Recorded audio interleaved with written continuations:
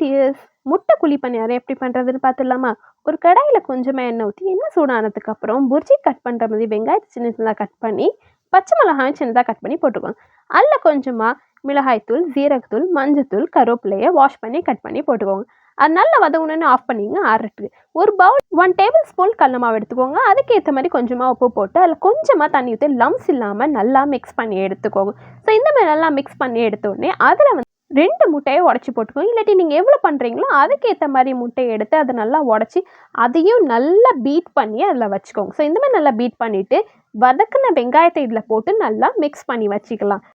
குழி பணியார பேனை வச்சு அது லைட்டாக ஹீட் ஆனதுக்கப்புறம் மேலேருந்து கொஞ்சமாக எண்ணெய் விட்டுக்கோங்க. அந்த எண்ணெய் ஹீட் ஆனோடனே அதில் வந்து நான் பீட் பண்ணி வச்சு ரெடி பண்ணி வச்சுருக்க அந்த எக்கை வந்து கொஞ்சம் கொஞ்சமாக எல்லா குழிலையும் போட்டு எடுத்துக்கலாம். ஸோ 1 சைடு வெந்தோடனே டபுள் சைடு வேக வச்சு எடுத்துட்டா ஈஸியான குழி பணியாரம் ரெடி ஆகிடும். நீங்கள் எப்படி பண்ணுவீங்கன்னு ஷேர் பண்ணுங்கள்.